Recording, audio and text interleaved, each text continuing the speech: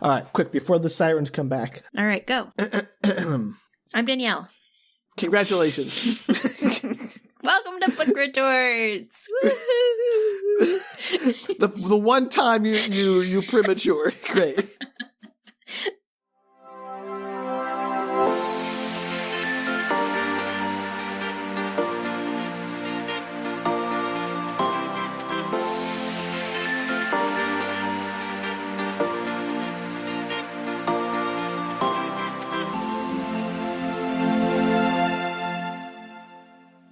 Hello and welcome to Book Retorts. I'm Sam. I'm Danielle. And this is the podcast about sharing your weird media finds with your friends who don't know what you're talking about. That's me. I'm the friend. That's you. You're a friend, usually. You just have like a 30-minute discussion just chatting, Sam. I've got to be kind of friendly. I was friends during that discussion, absolutely. But sometimes we're not friends. Sometimes we're frenemies. Anyway, Danielle, I am excited because I have something for you. I'm not going to tell you anything more about it. I'll tell you the name. It is the 2023 movie Panda Plan. Yeah, I haven't seen it. I don't think you had. That thought never crossed my mind, Danielle. I always have this like just brief moment of panic when I say something like you're going to somehow have seen it, especially movies, not so much like weird books. I know the circles of media I tread in, those waters, they're deep and they're bereft of you. Yes, but that is not always true on my end. I do have a wide circle of media waters. This metaphor's getting away from me. Okay, anyway, Panda plans? Panda Plan, not plans. Oh, sorry, Singular just plan. one plan for the One panda. one plan. Got it. All right, let me send you the description. It'll have more to say after you read this, but wow, you're going to love this. International action star Jackie Chan is invited to the adoption ceremony of a rare baby panda, obviously, I guess. Yeah. But after an international crime syndicate attempts to kidnap the bear, Jackie has to save the bear using his stunt work skills. That is quite the summary. Did you write that summary? No. It's great, though. And it's like, that's all I had to read. I'm like, I'm on board. Let's do it. Why is it called Panda Plan? Maybe we'll get to that. Okay. There's a panda, there's a plan somewhere in there, so, that works out. Couple of things. One, yes, Jackie Chan does play himself in the movie. Love that. I love that too. Is there a reason you would kidnap? I'm sure we'll get into this, but Danielle, we will get so into it. It must be and worth then millions at the very of end, dollars. We'll get into it again. Are baby pandas rare? Like, is this specifically a rare baby panda for a specific reason, or is it just that baby pandas are rare? Both. Okay. I feel like I had heard somewhere that baby pandas were rare. Well, that's one of the problems with pandas is they don't reproduce very much, despite all our best effort to give them Barry White music. Very lazy. I mean, yeah. If I had all my needs met, I'd be like, I'm good. We'll just hang out here, eat food, and sleep in the sun. They're basically millennials. They're like, do we need children? Ouch. It hurts because it's true. But first things first, I love Jackie Chan. Always have. Love his signature comedic physical comedy and action. Love that. Mm-hmm. And I also know that this movie, just get ahead of this, is a goofy comedy and generally aimed at children, although there's a lot of swearing for a movie aimed at children, although maybe it's different in Chinese. I don't know. But I still think I'm going to approach this with the same seriousness and microscope-like dissection we approach all our media with. So just putting it out there. I love when you feel the need to put a little note in things that we say. Like, we're really not as bad as we think we are. They're going to say, oh, it's supposed to be a joke. I know it's a joke, but that doesn't stop us from having fun with it. So are you ready, Danielle, to figure out what is going on with Panda Plan? Yes, I would love to know what plan the pandas have. The pandas have all the plans, Danielle. I would assume so. I would love the pandas to take over, frankly. They can't do a worse job. All right, so we open on 15 production logo. I kept thought the movie was starting, but it was just another production logo. They're all Chinese, so this is a Chinese production. I don't think it really even released that widely outside of there, which was good for me because I'd made sure that you hadn't seen it. That's true. All right, so we smash cut then to the sky, which I thought was another production logo because it faked me out a couple of times already. But this time we hear a newscaster saying that two pandas in the Noah Zoo on the Noah Islands, which I looked up and are not real, unfortunately. Aw, darn. At least that I could determine. There was a British children's show called Noah's Island, but these two pandas have given birth. Not both of them. Obviously, one panda gave birth, but I'm sure the other one helped a little bit. to a new baby panda who is an instant internet star, over 700 million followers, and is unique because it has 2 black eyes of different sizes, which apparently is something desirable in panda breeding. I don't know what the rules of, like, panda breeding is. You don't know. You don't know panda breeding rules. I don't know who's going to win the Westminster Panda Show, Danielle. It's always a mystery to me. First off, would watch.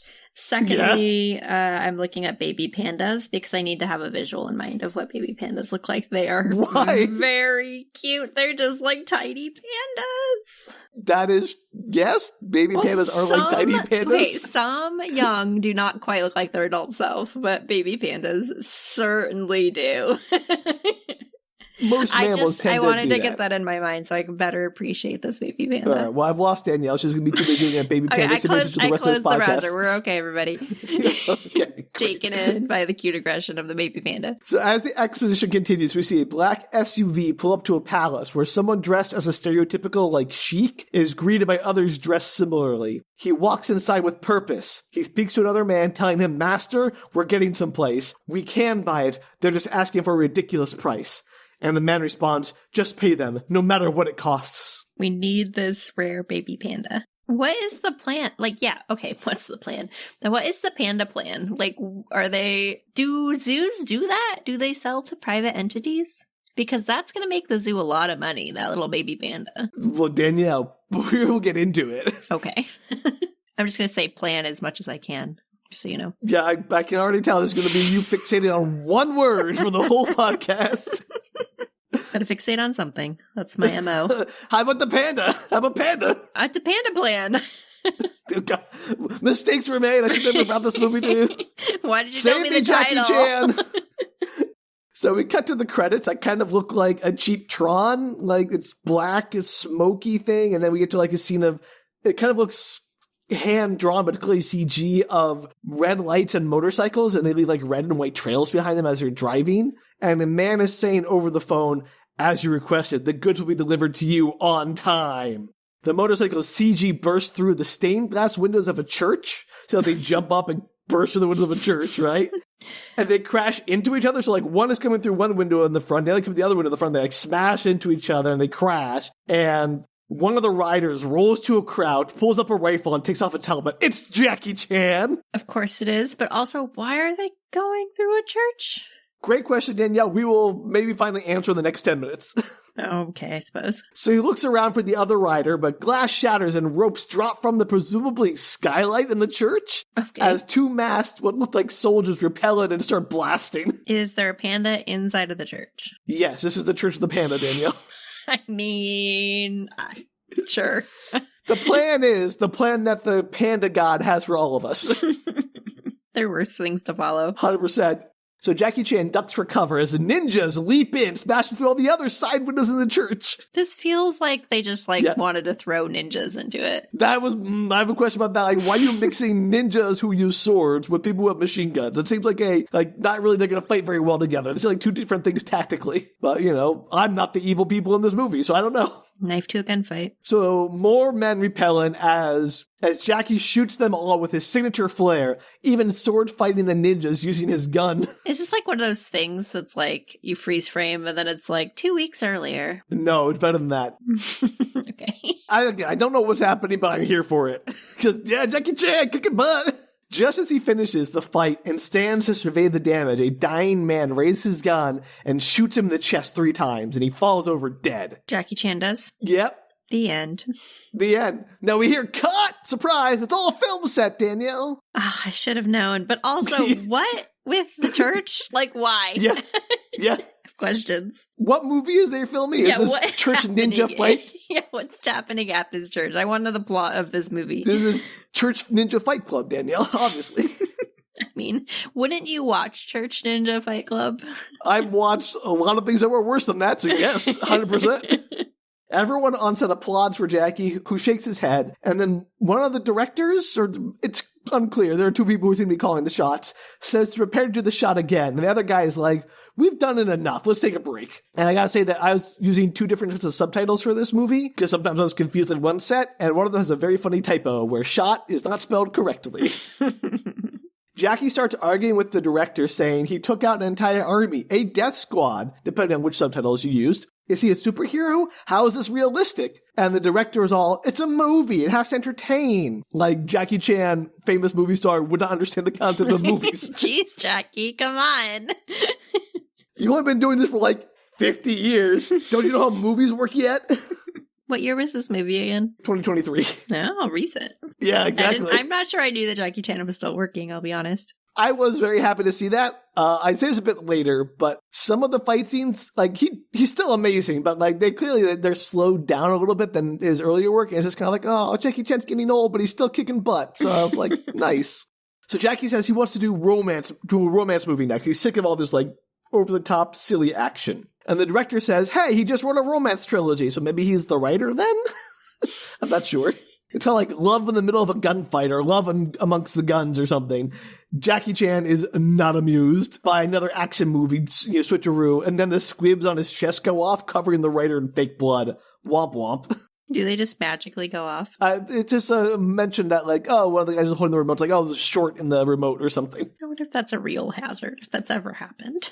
I mean, squibs have definitely gone off accidentally before, so Jackie wanders up to the guy who called break and is all, you're not supposed to do that. It's not your job to call for a break. And so I think he's actually Jackie's assistant, since he says his next scheduled item is the Arctic International Golf All-Star Tournament, which he's been invited to tee off on. And Jackie's like, no, I don't want to do that. So some random assistant was just like, cut. Exactly. And Jackie's like, you're not supposed to do that.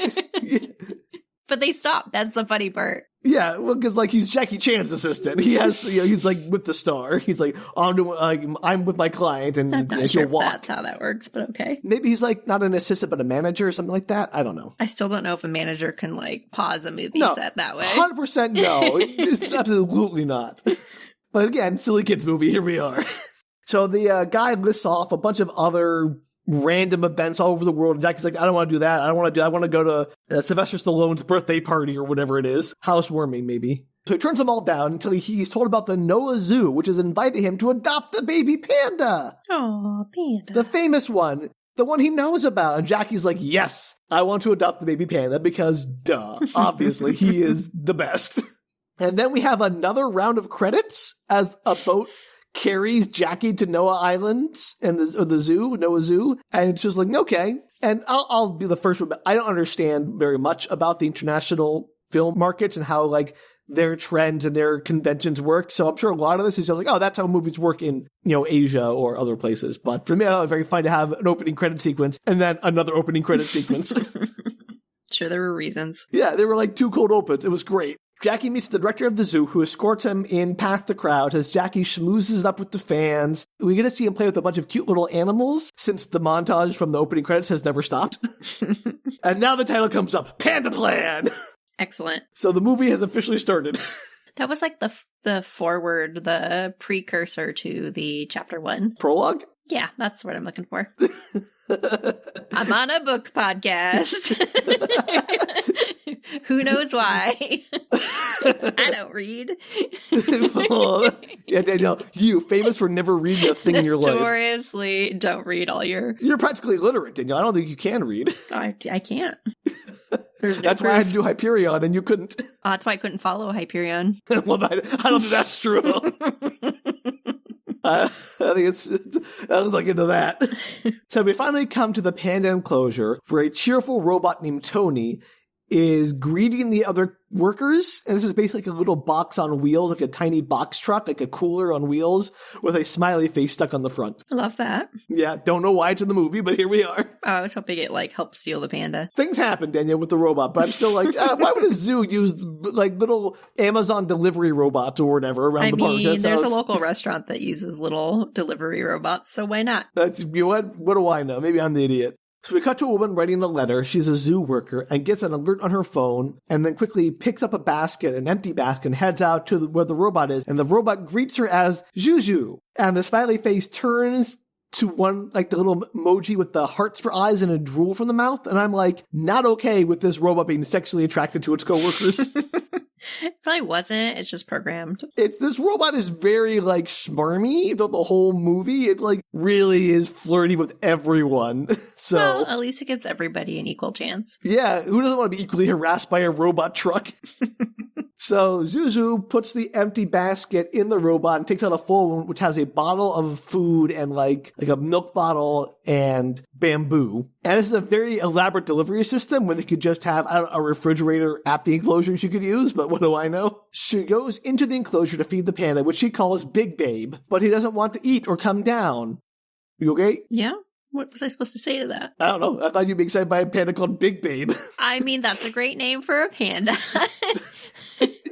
And I have stayed overnight at a zoo before. They did not have pandas, so I am not an expert on how they feed them, unfortunately. Well, they feed the baby one with a bottle, basically. Well, yeah, but you were talking all about the enclosure, like where they put a refrigerator. I don't know the answer to that question. I'm just saying, I don't know if it makes sense to have robots individually truck around like single servings of food throughout the entire park, but maybe it is more efficient. And why were you overnight in a zoo, Danielle? I was Did you break in?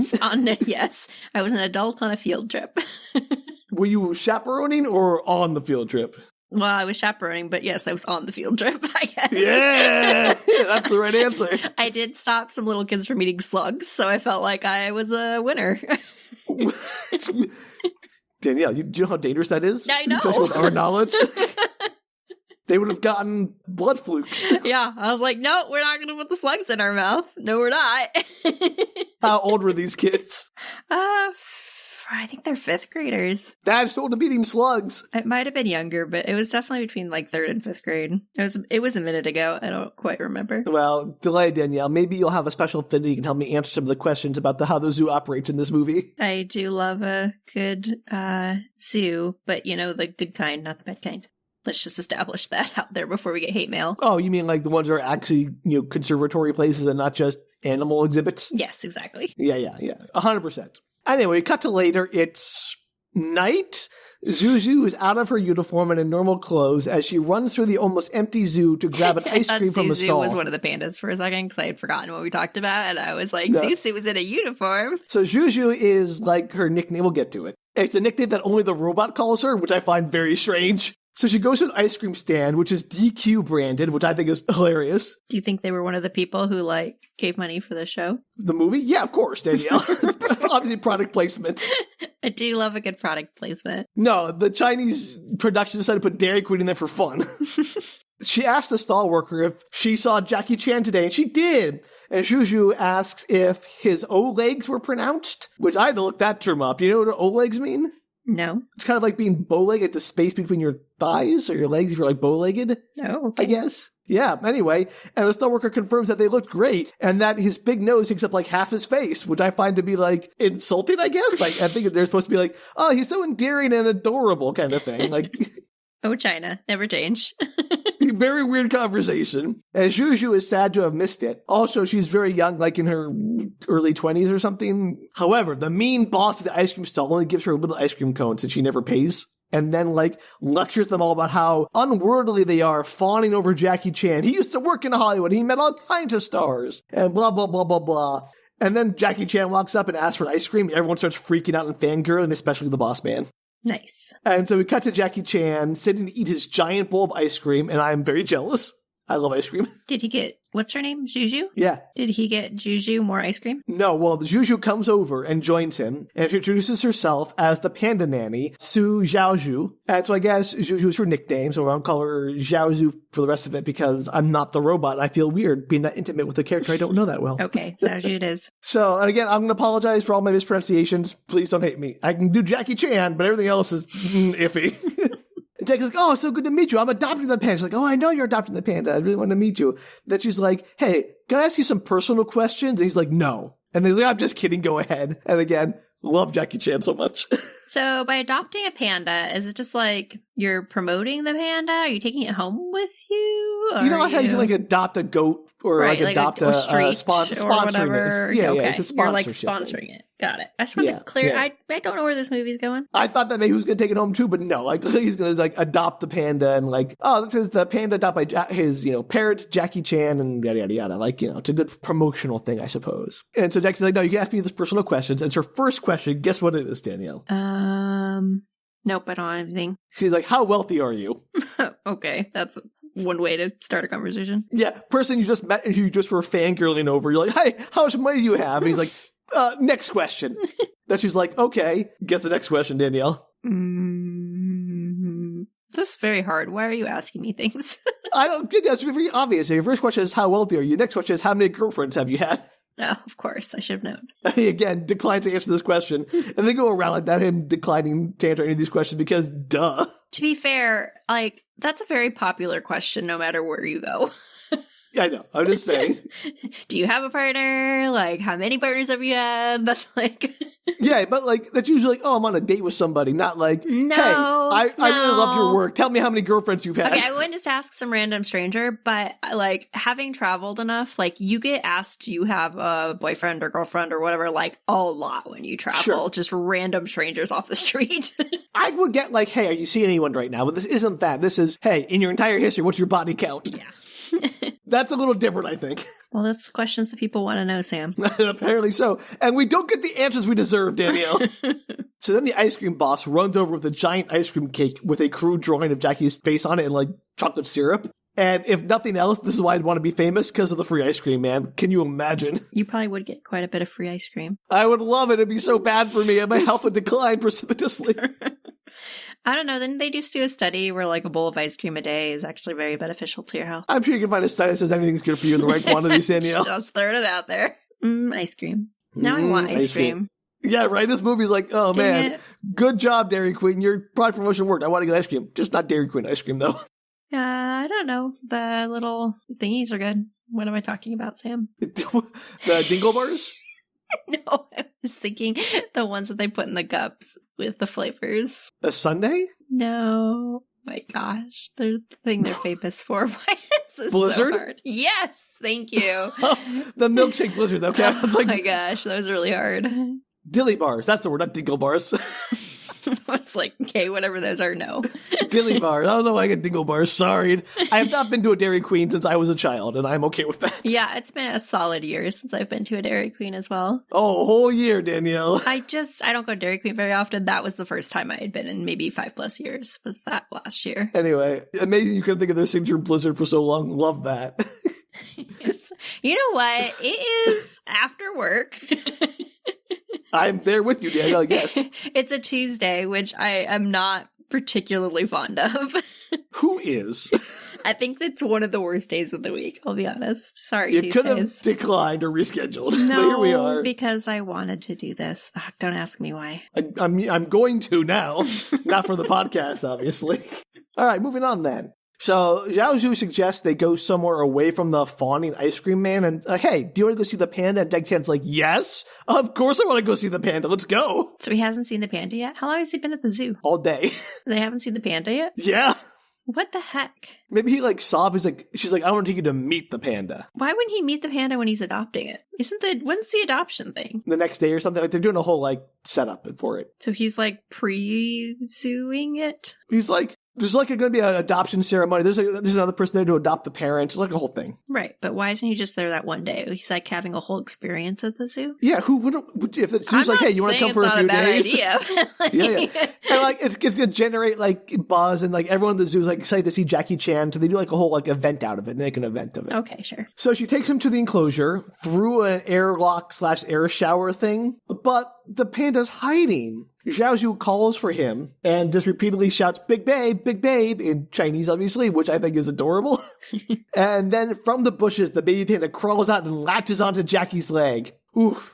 And Danielle, the CG for this thing. I was about to ask. I was like, what's the deal with the panda? It is entirely computer generated, and I am not happy about that fact. Well, it's very hard to get a panda to climb and grab onto your leg, I'm sure. The amount of stunts this panda does, Danielle, they would never get away with putting a real panda in danger like that. But this thing is ooh, it is firmly in the uncanny valley. I was not okay with this thing. It creeped me out. I was able to look at it, I'm like, they do a lot of like close-up of its face and stuff. I'm like, nope, back that camera up, please. And every time like Jackie or Zhao Zhu picks it up, you can tell like it has no weight to it. It's definitely just like they're holding nothing or a tennis ball or like a balloon or something. I like when movies have CG effects and they like really lean in on them and you're like, I think you should have showed it less.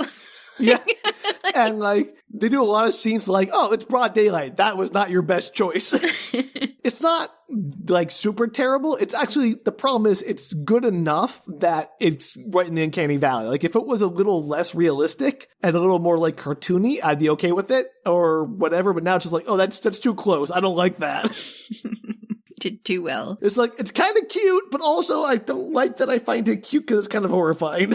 Anyway, we cut to a menacing ship out on the ocean. The music lets you know it's very evil. Music often does that. Yeah, Otherwise, you wouldn't know. Yeah, how would you know this ship is evil if you didn't have the evil music? You wouldn't. You'd be like, oh, this must be a good ship. Surprise, it's evil. Exactly. Oh, no. I didn't see that coming. Well, the problem is inside there's a boxing ring, improvised set up on one of the lower decks, and we cut between that and a woman walking with a man discussing how there are men around the island and their client wants the delivery ASAP. They walk onto the deck with the boxing ring where the man, Chai-kun, which is the only time I'll ever say his name because I forgot it immediately later, shoots a gun to get everyone's attention and says, "Who wants to go to the zoo?" One of the boxers is like, "Hey, boss, we are damn elite mercenaries. Now we're snatching some pandas or something? We're going to be a laughingstock." And look, I know that this movie is for kids, and also, like, I'm not blaming them for having not the best English, but it is endlessly amusing to me how the English is just a little bit off, kind of like the panda CG. It doesn't look quite right. It's very good. I love it. Also, I would think trafficking in rare animals would be lucrative, so yeah. What are they talking about? So, I don't know, that they're like saying like a baby panda's beneath them or something because they're mercenaries, they should be killing, not like babysitting pandas? It depends on what they're I mean, that's potentially a huge payout. Unless he's just getting a panda because he wants a panda.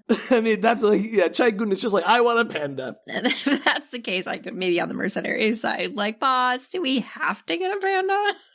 Like, in 6 weeks, are you still going to want a panda? It's not a baby anymore. Yes.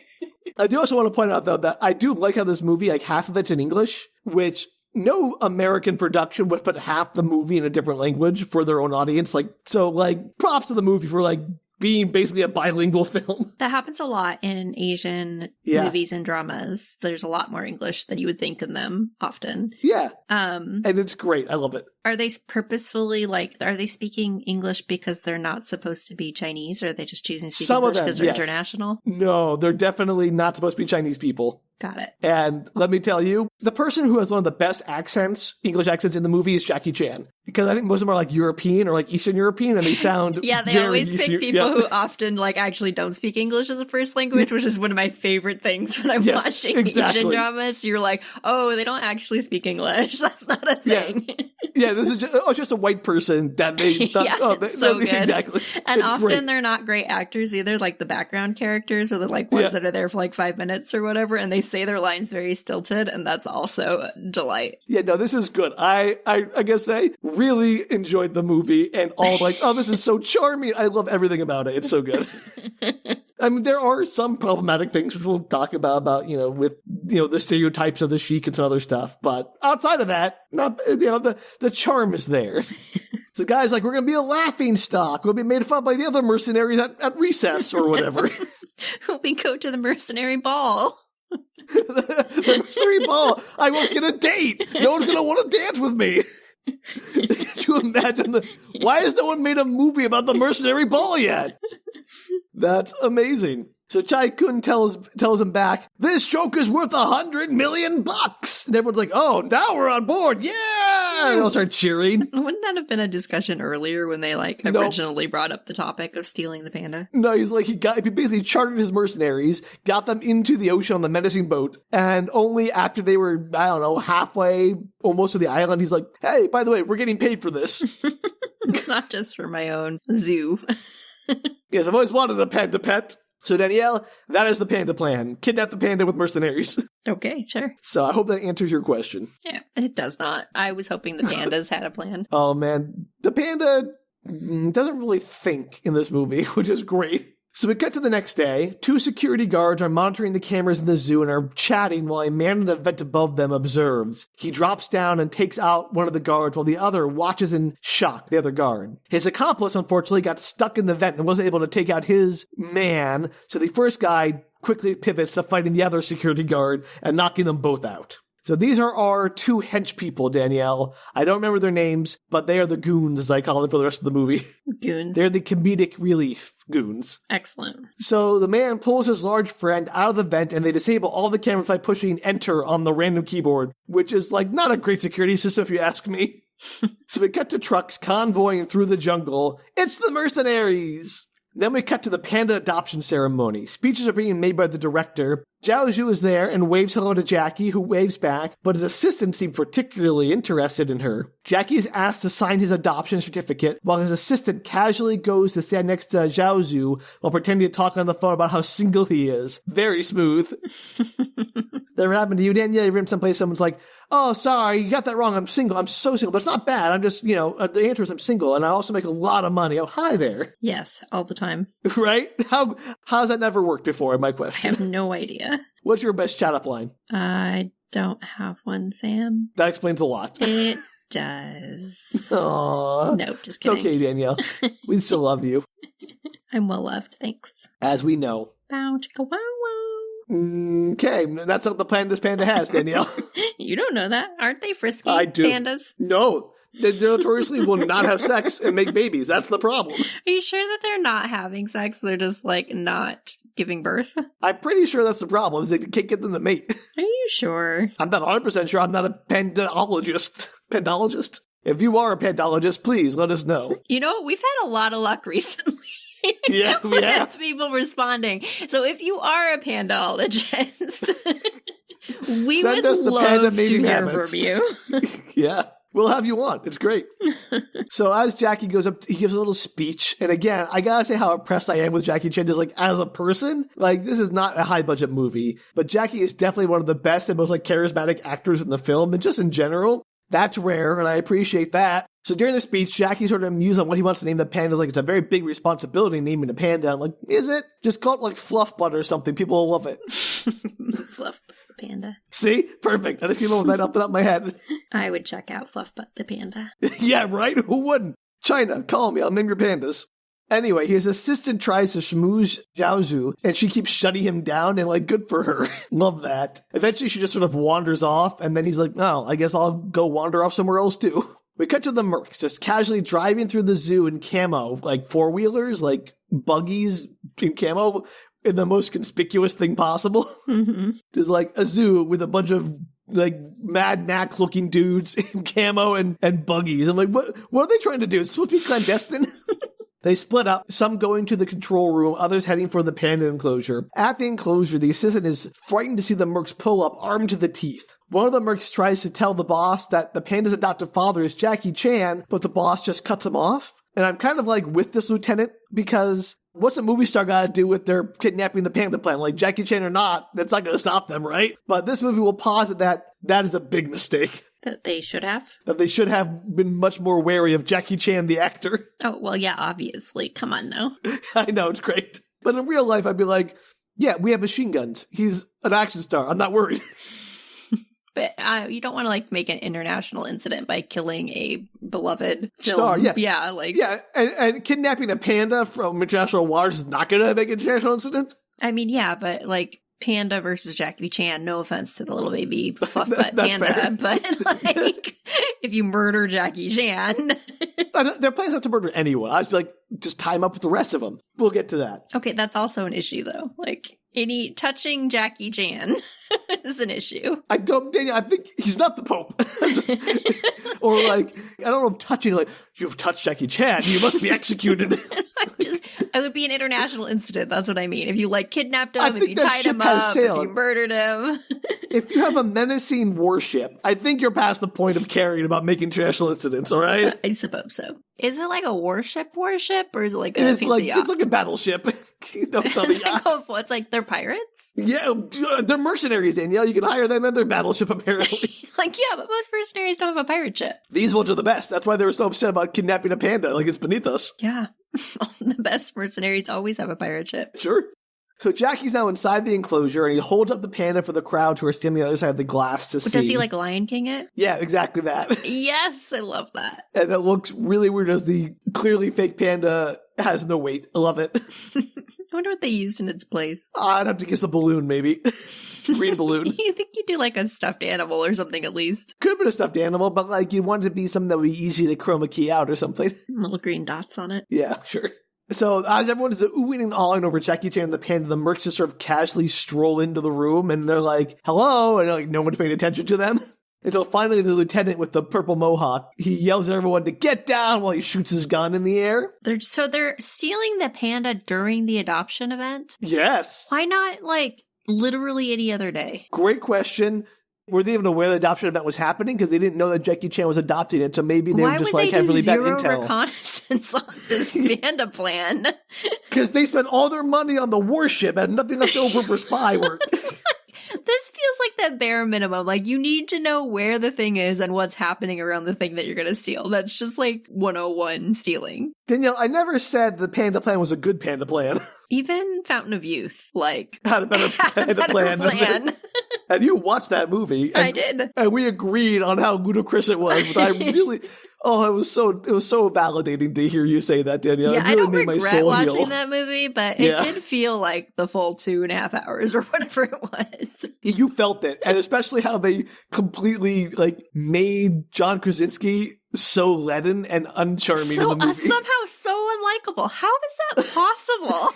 Like, I wouldn't have thought that was possible if somebody had asked me prior to that movie. I was like, there's no way. He's so likable. He's too likable. Yeah. He's like naturally likable. It's an amazing movie for that alone. I just want to know what went wrong. Like, how can you tamp down his natural likability? It's the same kind of thing like Jackie Chan, his charisma. So, they kept that in this movie. So at least this is one step ahead of Fountain of Youth. Shocking. In that regard. Truly. But no, their plan is very terrible. And it's even more ridiculous when you think about it for a second, because he mentioned how, like, they already had people on the island, presumably as, like, reconnaissance. So when they, like, radio back and say, hey, boss, there's an adoption ceremony with Jackie Chan tonight, maybe delay a day, and we can go in the night tomorrow. I have to assume these people are out to, like, foil the attempts at, they've been taken in by Fluffbutt the panda, and they are not able, they're like, no, mercenaries, we are now against you. Or, even better, the mercenaries are like, yes, the adoption ceremony is the perfect time to make the strike because we'll give him more respect at the mercenary ball if we make a big splash. I do not understand why this would be the time you would do that. Because the Panda Plan requires panda planning, and the Panda Plan did not go panda well. And they didn't ask the pandas. No, if they'd asked the pandas, they would have gotten a better result. Anyway, I'm delighted by this movie. Terrible decisions all around. Oh, the worst is like you go when the crowd's the biggest and cameras are everywhere. They're broadcasting this, as a television event. All they had to do was throw in some kind of throwaway line about like how they wanted the publicity for XYZ reason. Or like once the adoption's completed, they're going to transfer the panda to a maximum security zoo. Well-known maximum security zoos. For all the most precious panda and cutest animals. They're going to put it in like the zoo where they put the octopus who like always tries to escape. No, they're going to put it like in the Hannibal Lecter outfit, like a little panda bear on a refrigerator dolly. Sad. What did that panda do? Fluffbutt's not going to hurt you. It's fine. He ate 12 men.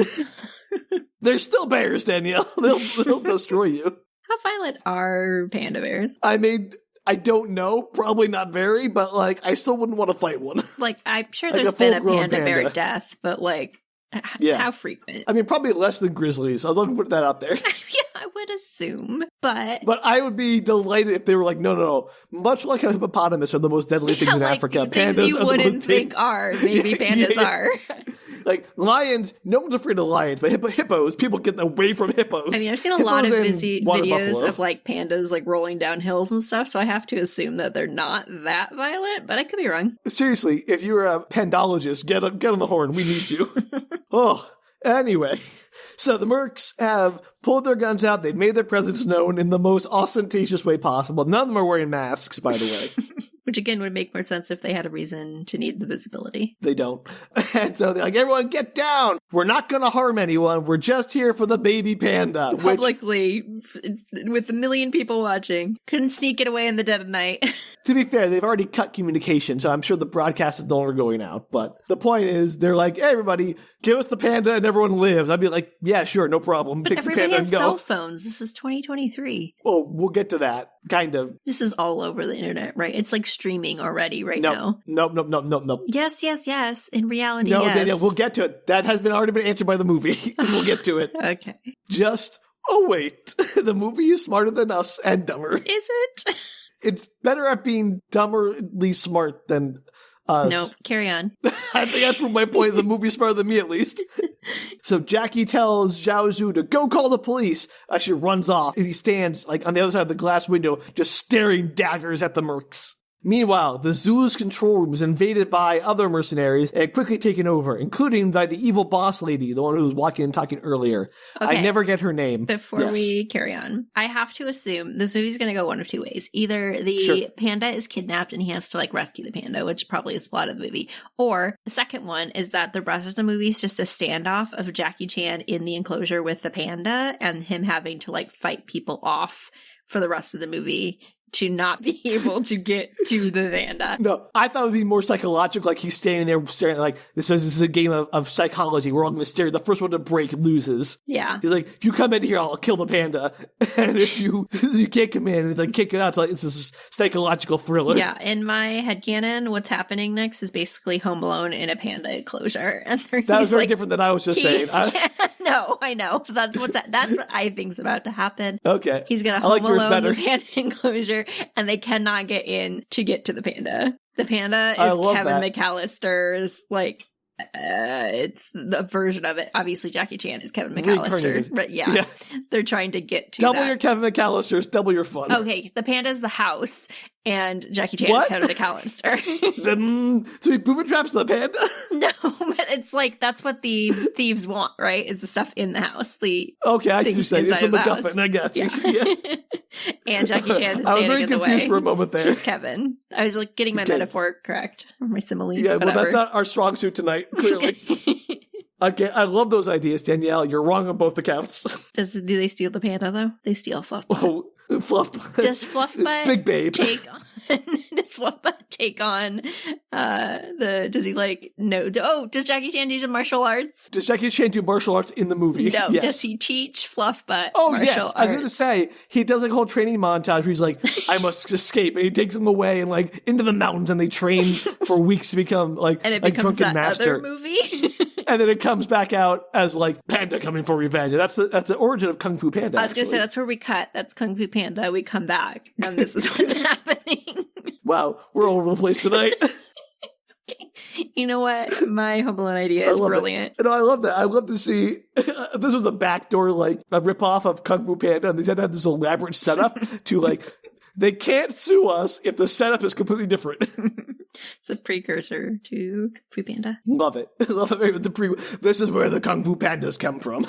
Anyway, carry on. Anyway, evil boss lady takes over the control room. Back at the enclosure, the merc lieutenant finally sees that Jackie Chan is there, like standing on the other side of the glass. They're like, oh, what? It really is Jackie Chan. How about that? This is so stupid.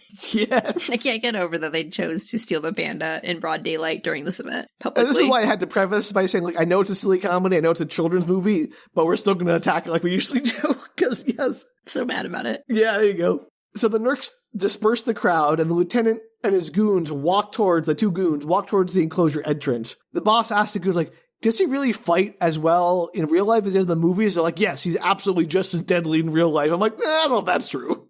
But I bet he does know a lot I'm sure he would. Arts. No, Jackie Chan is an incredibly talented martial artist. Like, I just think there's a big difference between being an incredibly talented performing martial artist and someone who can, like, murder people. I bet he could murder people if he needed to. Yes, Danielle, I'm sure he could, but they have guns, is my point. Machine guns. I don't know. I think he could dodge bullets. It's Jackie Chan. I am very loath to underestimate him in any way. And the lieutenant's like, oh, good. I can't wait to see how good his fighting is. He's, like, excited about it. Meanwhile, Jackie runs back into the enclosure prep area, like where we first met Zhao Zhu, and Zhao Zhu's in there, and she can't get a signal on her phone to call the police. It seems like the mercs have cut, like this is an island, so with the control room being cut off, they've cut off all communications or whatever. Like they severed the cell tower line or whatever. So there you go, Danielle. However, there is an emergency, like a red emergency phone on the wall, and they never try it. So I think that's silly. I was going to ask if there was an emergency phone, because a lot of enclosures have emergency phones. And I was like, why would they not have one? And there is one, and they just never try it because, kids these days, only about their cell phones. Wild. So Jackie Chan then gives her the panda and runs out just in time to encounter the mercs as they enter the air shower and come through the airlock. Their guns are drawn as Jackie Chan puts his hand up. Jackie tells the mercenaries the panda is still in the enclosure as opposed to being with Zhao Zhu, and the goons go off to go get it, and Jackie distracts the lieutenant asking, why do they want the baby panda for? As Zhao Zhu attempts to escape through a window behind the merc's back. Like, he tries to sneak out behind him while Jackie Chan distracts him. And he's doing, like, a lot of physical comedy stuff here, and it's great. I'm not going to go over it, because me just telling you Jackie Chan's jokes is not very interesting, right? Have you tried it, though? No, because I know I could never live up to it. It'd be boring. But he does it, and it's great, and not disappointed at all by that. Zhao Zhu manages to just escape through the air shower before she's spotted, and she locks it behind her. Then Jackie starts fighting the lieutenant. As always, the best part of these movies are the fight scenes, no question, hands down. Of course. And this is why I noticed the movie that seemed like I wasn't sure if it was the way the movie was filmed or if it's just that Jackie Chan's a little older, but they felt like the whole thing felt a little slower. Like everything moved a little slow. I was like, aw, poor Jackie Chan. Well, how old is he? He's pretty old by now. Yeah, that's the thing. Like, I'm like, super props, still doing all his own stunts pretty much at this age, So eventually, Jackie's put in a chokehold, and he's like, I give up, I concede. And the lieutenant is like, I've seen all your movies, I know all your tricks. And then Jackie gets kicked into the enclosure where the lieutenant is all, there's nowhere to run now. And Jackie's like, why do you want to fight me? And the lieutenant says, because he has to. It's the quickening. There can be only one. Only one kung fu master, McLeod. That'd be great if it's turned into Highlander. So many places could go out of love. So while that's happening, Zhao Zhu continues to try to sneak out of the building past all the remaining mercenaries, eventually hiding in a tube of panda stuffed animals in the gift shop with the assistant, like Jackie Chan's assistant. The other goons finally get out of the airlock and run off looking for Zhao Zhu. She explains what happens to the assistant while the two goons seem to notice that people are hiding in the toy tubes. But just then, the assistant somehow, in a panda mascot outfit, runs off, distracting them as Zhao Zhu makes her escape. I'm glad she survived. Survived, Danielle. She's thriving. Thriving. Did she take Fluffbutt with her? Yeah, she got the panda the whole time. And she is very much like freaking out. I'm just a nanny, a panda nanny. I'm not cut out for this kind of thing going all the time. Of course she is. I don't blame her. So Jackie continues to stall the mercs and evade the lieutenant, but he's still getting hit a lot. Like, Jackie Chan is clearly playing it up as like, oh, he's an actor. He's not as good at fighting as like, it's not like, oh, he's the master. He's good, but like, this is a real mercenary. He's just an actor. So he's getting his butt kicked a little bit. But he's also like grabs bamboo shoots, starts whipping the merc. So he's like giving as good as he gets pretty much until the lieutenant pulls out his gun and is like, stop! And Jackie runs behind a tree. Once there, though, Jackie like chides the lieutenant for having no kung fu morals. So you have no kung fu morals, which is funny because like after Jackie Chan pretended to surrender earlier and then attacked him again, he's like, you have no kung fu morals. So like he turned it around on him. And so the guy quickly puts the gun away, chagrined, and is like, okay, that worked. Maybe these mercs deserve to lose. So the fight continues as the crowd watches through the enclosure window, which they eventually smash through because of course they do. They rarely stand up to fight again, and somehow Zhao Zhu is there again. Like, she is watching from behind a wall, so instead of like making her escape by getting out of the building, she just came back to the enclosure where the mercs were. Oh, that's one choice. Yeah, a terrible choice. It's madness. To be fair, Jackie Chan's there, so who wouldn't want to see more of him kicking butt? Probably be fine. So Jackie sees her and she like gestures like, hey, there's an elevator behind me, and she's holding the door open for him. And so Jackie like squares up to fight the lieutenant and then fakes him out and runs up for it. Just runs off into the elevator with her, and they hit the button to go up. So they get to the third floor, and guess who's there? It's the robot, Tony. Somehow he's operating elevators now, I guess. He's also a big fan of Jackie Chan and probably attracted to him and wants to have sex with Jackie Chan as a robot. Yeah. Which, yes. Question? No, I was just agreeing that that made sense for the robot's perspective. Okay. Good. The robot's just trying to find true love. I don't know what you want. I wanted to not harass his coworkers. His coworker is not Jackie Chan. But it was harassing Zhao Zhu earlier. Yeah, that maybe is uncalled for. There you go. So we get to the mercs getting into the other elevator just as the first one opened and Tony slips by them. The merc guarding the door sees Tony approach and Tony's like, hey, can I get past you, please? And the guard's just like, yeah, sure. Go on, strange talking robot car thing. And I'm like, these guys are terrible. Their Panda Plan is Panda No Plan. Funny. No, was it? I can do better. Their Panda Plan is a Panda Sham. There it is. There we go. Panda Sham. Okay, thank you for the contributions. That's your job. I just sit here and listen. Anytime you want to chime in, though, yeah, much appreciated. How am I going to do better than Panda Sham? I just let you talk and you'll talk to yourself anytime back. for the last 10 minutes would be great. I was listening. I asked if she took Fluffbutt with her, and I laughed at the appropriate points. Okay, great. I know you're tired. Gotta power through. So meanwhile, Jackie and Xiaozu are climbing over a ledge on the roof, shimmying around it, while the mercs are close behind them. Jackie says they need to jump onto a giant inflatable panda, which is below them, and Xiaozu is that in the enclosure or outside the enclosure? They're on the roof of the enclosure, basically. But is they took the elevator giant thing no, inside? It's on the other. It's outside in front of the building, as an advertisement. Do they have the panda with them? Yes. Is it on their back? Well, actually, no, they don't have the panda with them right now. I'm wrong. Where is the panda? What? Are they just leaving the panda in the enclosure? Where is the panda, Sam? Danielle, good question. We'll find out later. Did they hide the panda? Danielle, patience. Did they paint the panda white so people thought that it was not a panda? They had a panda plan. The mercs did not. So here we go. So Xiaozu was freaking out about jumping onto the inflatable panda below them, 3 stories below them. Mm-hmm. And Jackie's like, you gotta trust me, just throws her over the edge. Just tosses her. But I'm like, yes, great. When she bounces off and sails into the concrete. No, I think she lands fine. I think he jumps after her. They're all fine. And they get into a golf cart, a zoo tour cart, and they drive off while the mercs look on in frustration from the balcony. So I think there was a lost opportunity with this in that they should have Scooby-Dooed They didn't kill Xiaozu? No, I meant they should have Scooby-Dooed the panda, and they should have dressed Fluffbutt up into a little dress and a hat and pretended like it was a person. What were they doing? Movie? Just like Scooby-Doo. It worked in Scooby-Doo. I don't know why it wouldn't work for Fluffbutt. Well, they've apparently done better than that because you don't even know where the panda is, Danielle. Well, I was paying very little attention the last 10 minutes, apparently, according to you, so could be anywhere. Yeah, you would. I think you should know where it is by this point, which you'll find out very shortly.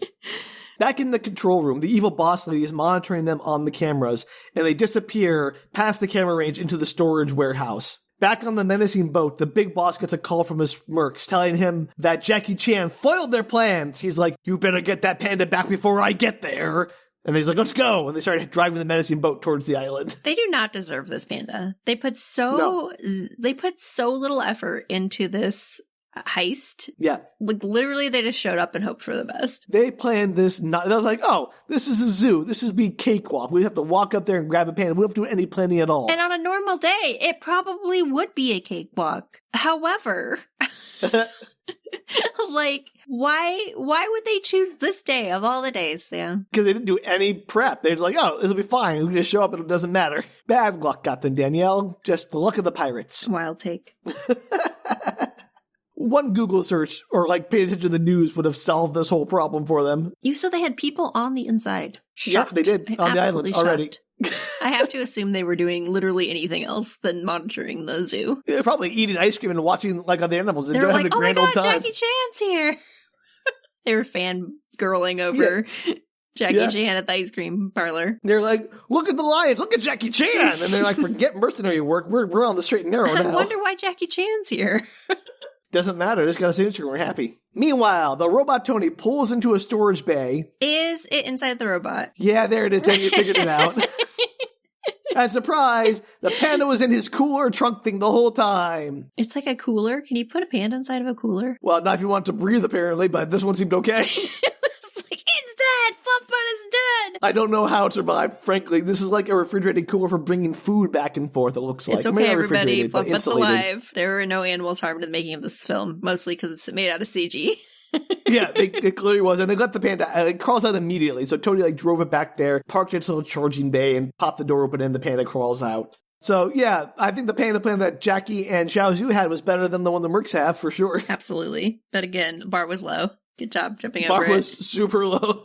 Also, meanwhile, the crowd of hostages now is including the assistant who they captured and took out of the panda mascot outfit. And the one guard guarding them is like playing a game on his phone and not paying any attention. So they clearly free themselves, and the assistant manages to steal the gun from the guard. And like they tie him up and take him hostage. So not really impressed with these mercs. Like, if they're going to be the laughingstock at the mercenary ball, it's going to be not because the panda kidnapping it, because they suck. They're really bad at this job. They're really bad. They're like the worst. Like, who's hiring them? And apparently they've made enough money to do a warship. Yeah. Maybe like they're better with people than... No, they're not, because the people get the better with them. They're just terrible all around. Maybe they're better on the sea. Maybe they're ocean-dwelling pirates, and they're not very good on the land. Maybe they have sea legs, and then like on land they still have sea legs. Yeah, I get what you're saying. They're just not very good at the land operations. Let's go with that. I have to assume they're good pirates on the sea. Who knows? So the zoo director tells everyone to go and hide somewhere safe while he will go to the control room and restore communications and call for help. And he takes the gun from the assistant. The assistant says he'll go look for Jackie, and like, sure, that's a plan. Send the director by himself to the control room with the gun. I'm sure and that you'll won't go be a wander problem. around looking around for Jackie Chan in the giant zoo. They just page him over the intercom system. Well, Jackie Chan and the panda Fluffbutt, please report to the visitor center. Fake him out, and then while they're there, it's just the director with his gun saying, "Say hello to my little Fluffbutt." And like, shoots the panda at them. No! Fluffbutt! It's fine, you would devour them. Pandas are very violent. Oh, but yes, before that, this movie. No one has told us Panda otherwise, facts. so I have to believe it. Yeah. Do. Oh, why did I not think about panda facts? I'm so glad, Danielle, you brought your panda fact corner with you. Give me another one. Their favorite kind of hat is a bonnet. Oh, I would love to see a panda in a bonnet. That's great. Exactly. All right, best fact ever. So anyway, speaking of looking for Jackie Chan, that only worked when I didn't have the interruption. Sorry. Sorry. So back to Jackie and Zhao Zhu. They get to the storage warehouse and we're up to one of several Tonys parked in a row, but the panda is gone out of the Tony they put him in. So they start running around the warehouse looking frantically for the panda when Jackie finds it sleeping in a pile of bamboo it just gorged itself on. No, I was hoping it was going to be like Panda's Day Out, and it was like... wandering around. It was just like having its best life. Can I start now? Baby's Day Out? I do not like that movie. One, it gives me anxiety. Two, I'm like, this baby should stop. I don't believe this baby keeps going. It's like Mr. Magoo, but like the baby is like a Magoo. Everything works out for it. And I don't like that. Like the baby hasn't earned it. Baby hasn't earned just beating off the kidnappers and winning. Like, that you're both stressed that the baby's going to get hurt because it's like doing all these crazy things, and you're like, this baby has not earned its ability to not get hurt, and I'm really angry about it. What a weird dichotomy. It's that's why I can't watch that movie. It makes me there's too much going on inside me at once. You're like, I am both mad that it's not getting hurt and also stressed that it's going to get hurt. Yeah, exactly. I'm like, I'm mad that it's like, oh, I don't want to get hurt, but also like, this is no way this makes any sense. This is BS. This is like the universe, like Final Destination, but a baby being saved by the universe and being hunted by it. I don't like that. Anyway, sorry about that. That was my Baby's Day Out time. But it could have been fun with Fluffbutt. A panda would be a much better choice. Yes, I would have watched it then. Anyway, just as they find Fluffbutt, the warehouse door opens and the mercs come in, including the lieutenant, who I just learned his name, James. James, the lieutenant mercenary. Excellent. Still don't know the evil boss lady's name, so doesn't she will matter. remain forever. She's evil terrible boss at her lady. job. Well, they're all terrible at their jobs, Danielle. They all are. It's part of the job. Looking for terrible mercenaries. I mean, they're not the highest paid ones, clearly. They're like, $100 million? All right, we can retire on that with our giant warship, which must cost at least 4 times that. So Jackie and Zhao Zhu make a break for the side door and are immediately spotted. They can't risk shooting and killing the panda, so they decide to chase them up a stack of bales, and they get up onto the catwalk. And another fun fight breaks out in the warehouse with Jackie Chan like going up and down, like making a bunch of level changes from the catwalks and back to the floor and back up again. Other mercs trying to like follow him. It's a lot of fun. Is it a catwalk, or Sam, is it a panda walk? I'm so mad. I didn't think of that. Danielle, you've got me there. Well done. Proud of you. Thank you. That's what I'm here for. Yeah.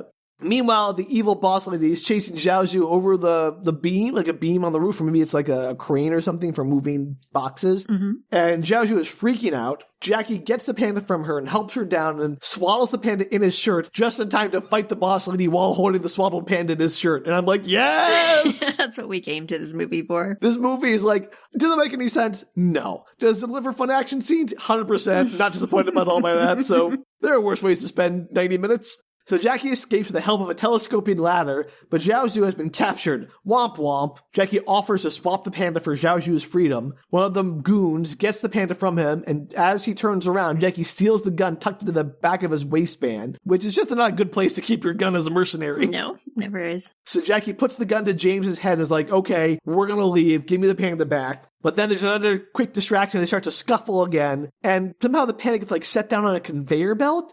And the conveyor belt gets turned on. And it leads into a packaging machine. Panda stay out. And yeah, but then Jackie Chan and James also tumble onto the conveyor belt and are pushed into the packaging machine. Zhaozhu quickly goes to the other side of the machine where a bunch of boxes of like bamboo is there. I'm like, why do they have an entire machine just for packaging bamboo when they only have like 3 pandas in the entire zoo? It does seem kind of crazy. It seems excessive. But they're like selling zoo branded bamboo? Yes, that. Okay, great.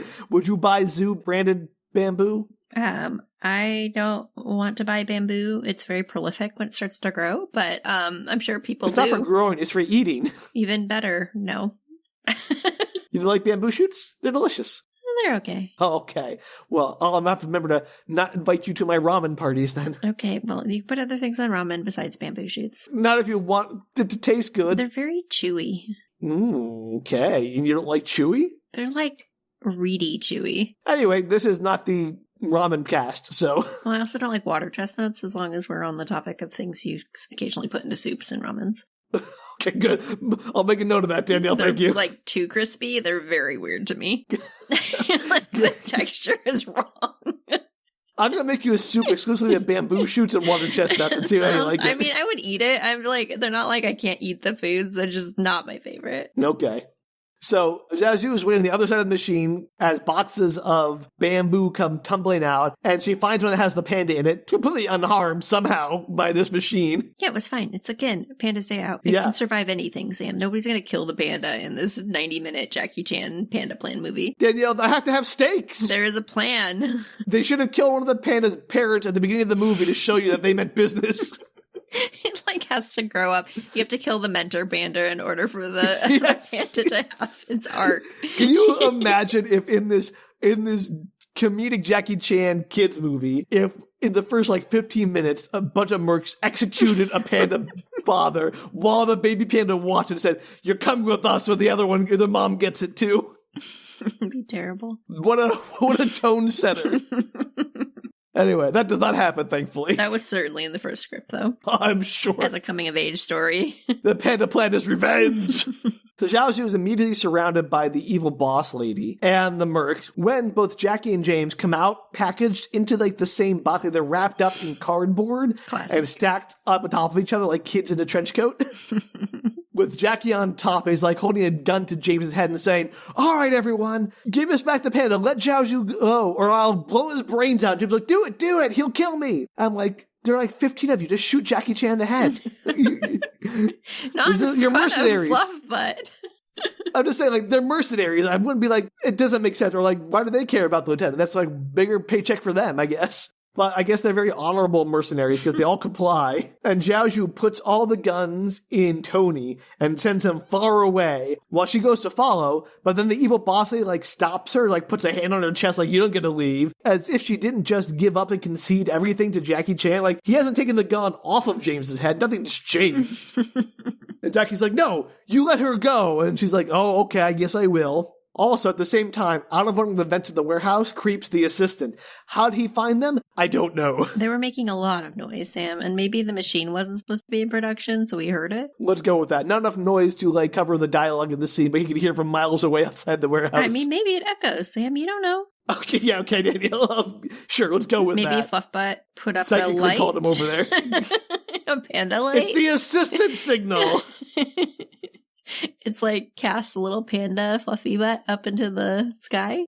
Sure, let's go like with a that. panda face, like it's got the two holes where the eyes would be and then the little ears. It's a really cute light. I'd prefer that over a bat signal. So it's suddenly revealed that Jackie Chan was lying. He doesn't have a gun, and the mercs immediately turn on him, and the evil boss lady chases after Xiao Zhu and drags her back. Out? Like, the guns come out of the packaging machine wrapped up together. So, like, oh, all the guns are in the packaging machine, so he doesn't have one. Okay, sure. They don't know Danielle, that for sure, but all right. They go with it. The assistant is watching all this from behind a forklift as Jackie and Xiao Zhu are fully captured. Luckily, someone left the operating manual for the forklift on the forklift seat. So, that was convenient. Yeah. Meanwhile, the director, with the rifle, goes into the control room and he manages to sneak up on the one guy still in there and put the gun to the back of his head like, you're surrendering to me now, and like takes over the place. I would like to go back to the forklift because I love the idea that either this was a brand new forklift and somebody was like learning the ropes, or they just like left it in there in case somebody needed to use it, or alternately, there was somebody who like used it regularly but somehow also often needed like a refresher course, so they kept the thing right there just in case when you walked in, so you could like take a look at it and be like, oh yeah, that's how you operate the forklift, I'd forgotten. Maybe there's like a regulation, like with, you have like an SDS, like a safety data sheet nearby, you have to have sure, but like usually it'd be like stored somewhere, like you know, like it's on the seat. SDS or like in the emergency procedures in an airplane, like they all exist, but they're not just like sitting on the seat. Well, this one very conveniently is, and thankfully it's there, because otherwise, how would the assistant learn to drive a forklift? Well, you think that, like, realistically, if you're going to have that scene, which totally fine, have that scene, like, they should have to dig around in a pocket or, like, bring down the visor or something and it pops out. Like, there should be instructions somewhere, sure. The problem is he wouldn't know to look for it. He wouldn't have the idea to use a forklift if the manual wasn't there. They could have figured it out, Sam. Danielle, you gotta let this whole manual thing go. This and the Jonas Brother Christmas movie, you gotta stop asking them to put manuals in places where you can do manuals. Just think. Like, you gotta move on. It's the tiny little details that really throw off the like reality that I'm willing to invest in. You gotta suspend your disbelief, Danielle, about manuals. But like, otherwise, this is a kooky world. Why would the manual be written there? That's like outside of reality, farther than the other things. Because it's a kooky world. Why wouldn't the manual be there? That's just nonsense, Sam, and you know it. Okay, yeah. It's not even in like. There are like 2 seats, so there's only 1 seat in there. Just one. Okay. I just still think it'd be in a pocket or something. Okay, Danielle, your objections have been noted for the log. All right, move on. Whatever. I mean, I don't have any other answers for you. If that's where it is, it was a plot device. It doesn't mean anything. Yeah, but it's a very heavy-handed one. Oh yeah, this movie is so subtle to this point. So back in the warehouse, the assistant jumps in the forklift and races off to save Jackie just as James is like about to strangle him to death. Races in the forklift, like 20 miles per hour in the forklift. He's like knocking over boxes and crashing through things. This is ridiculous because he drives a forklift very far. I'm like, how far away was he to see all this happening way down the other end of the warehouse?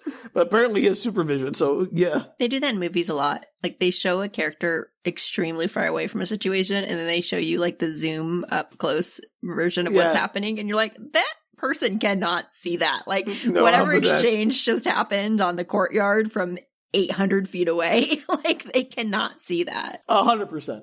So as the assistant again races off, just as James is about to kill Jackie Chan by strangling him to death, this also happens to start the music video portion of the movie, where a song starts playing and the lyrics are written in Chinese and English on the screen, which is something I've seen in other Asian media before, so I guess it's a thing. They song lyrics up on the screen. It's like a whole thing. Yeah, in the middle of the movie, too, like in the music video. It's very interesting. Yeah. I'm so curious where that came from, where that was started. Yeah, again, I'm not saying, like, I understand it. Good for them. I'm not saying it's a bad thing. It was like, it just feels very strange from my perspective. But, you know, whatever. The songs often never have anything to do with what's happening on the screen. They're like random pop songs. Yeah, I was watching something recently that was like a historical, there's romance going on, but it was like a historical drama. And there were like the songs were all romance songs from the get-go. And I'm like, these two people don't even know each other yet. Like, this is not a romantic moment. Not yet. Not that attitude. But they were like, Danielle. They'd have like a war scene or something, and then there'd be like this romantic song, and they do the song lyrics, and I'm like, that has nothing to do with anything. That is very true. That happens a lot. So as the forklift comes barreling through, Jackie starts fighting off the mercenaries. Zhu bites the leg of the evil boss lady. Then she and Jackie in the box with the panda, they pile onto the forklift and drive off out of the warehouse down the road. Love that. Back in the control room, they're working on getting the communications back up when they spot Jackie and his squad driving on the road in the forklift, chased by the mercenaries in their buggies, which is great. We've entered the Fury Road, the low-budget Fury Road portion of this movie, and I'm excited. So James grabs the box with the panda in, and they struggle back and forth with it between him and Jackie. But then the box tears in half, launching the panda into the air somehow. Not Fluffy Butt, no! Fluff Butt, Danielle, please. Sorry, I was nicknaming it. Making the name longer?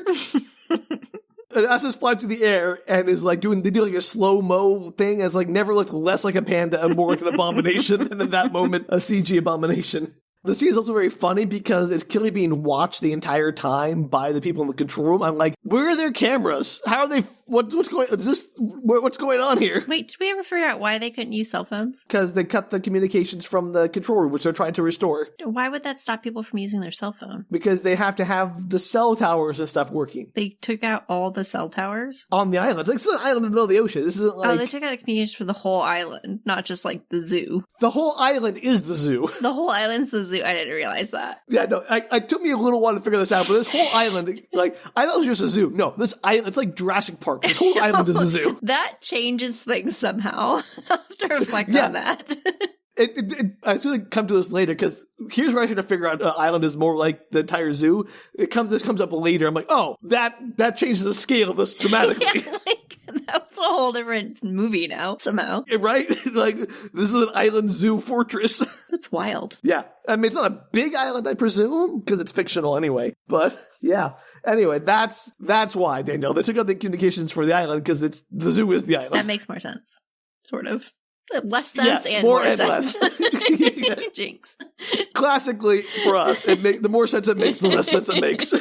Love it. Anyway, the panda's flying through the air looking fake as hell, and Jackie somehow catches it. And everyone in the control room is now following them on the cameras. They have restore communications, and they're driving towards this giant gate. And the guy and the director's like, hey, open the gate. Let them through. Release the T-Rex.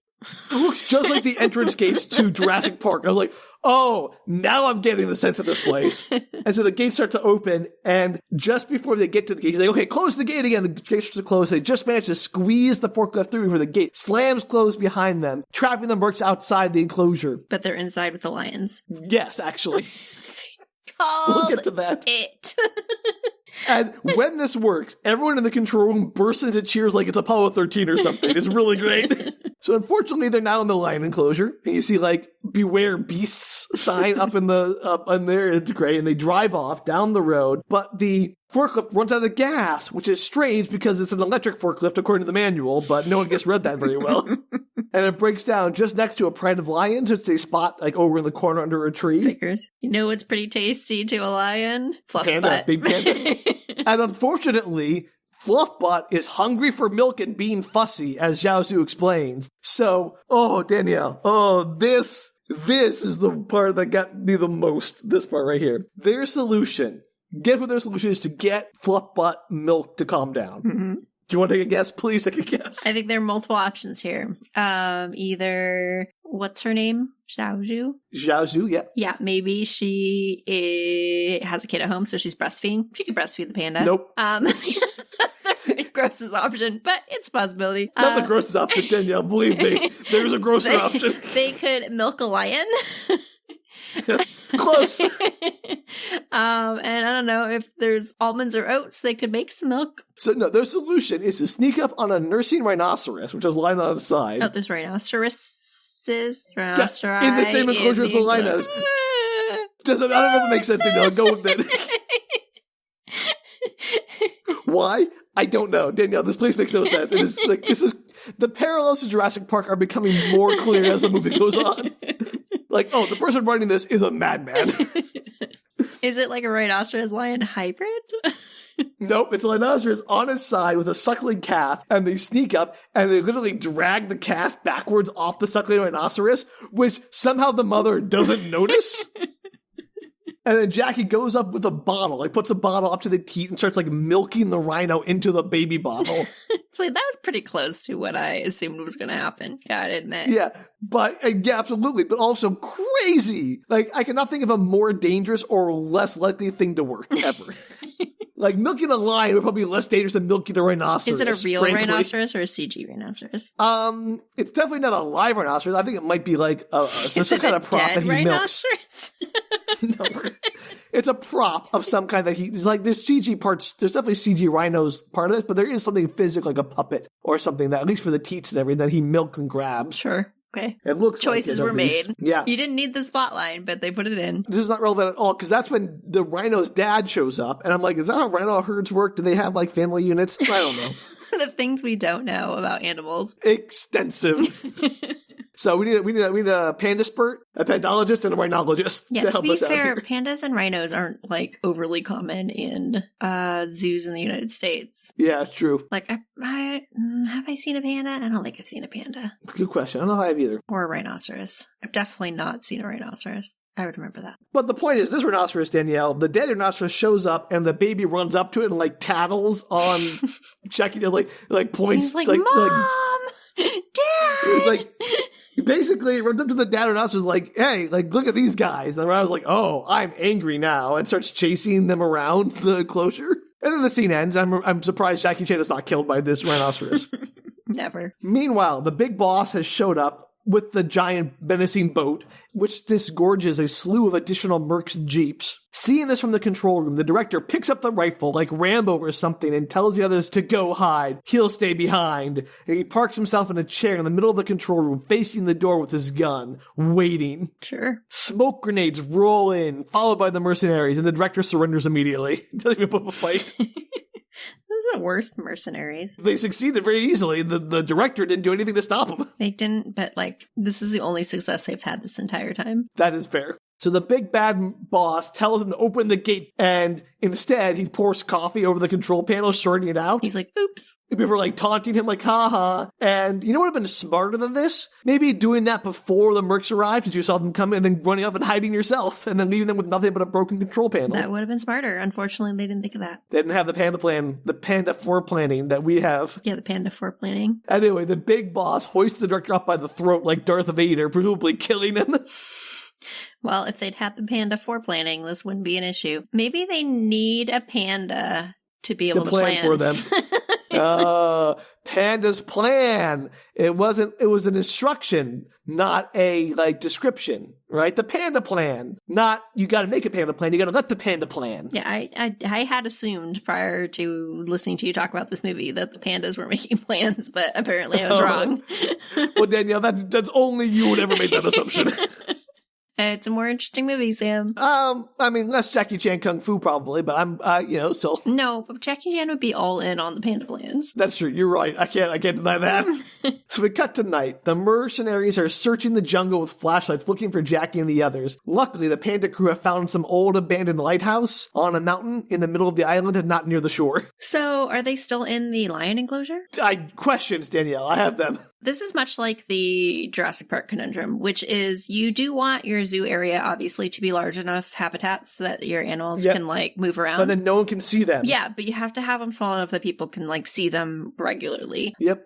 And so it feels like if your zoo enclosure or your island enclosure is this large, how is anybody ever seeing any of these animals? Maybe this is not like the exhibition part of this is like the rehabilitation or conservation portion of the zoo. Sure. So they've gotten out. Like, are the lions just like caged in by giant fencing? Yeah, it's like a giant fence around the whole area, I assume. And we only see the gate, really. But I assume it has to be just a big, large fence. I don't know how high lions can jump. I mean, they're probably not like cats. Can't be that high. But yeah. Like cats. Danielle, it's a good question. We'll never see the lions again, though, so I can't answer it for you. No, I was just thinking, in like Jurassic Park, there's electric fences, but maybe they don't have them in the zoo. Okay. I don't know. That would have been a whole other problem, is what I'm saying. Yeah, they have enough problems to deal with as it is, apparently. So they're in some kind of lighthouse? They're in a lighthouse. They're in a literal lighthouse nowhere near the ocean, because that's where you build lighthouses, well, right? Is it on top of a hill? It's like shining out into the sea? I mean, I don't know how, it's in the middle of the jungle. I guess it's on top of a hill. It's not really maybe it makes sense. I don't know. They don't really put a lot of effort into it. That was just where the lighthouse prop was. Pretty much. Luckily, the lights still work. So Jackie goes up the central spiral staircase to check it out. It's all clear, and he brings everyone else up. Back in the control room, the evil boss lady reports to Big Boss. The island is too big. They're still searching. Also, the director is alive and tied up, so I was almost worried about him. But he's alive. When he put the coffee over the control things, did all the cameras go out? Were all the cameras out? I don't know. They never brought up again, so let's say yes. Okay, because otherwise they could maybe see where they were. Yeah, but I guess that maybe they didn't have any cameras in the line enclosure? What? Which seems wild.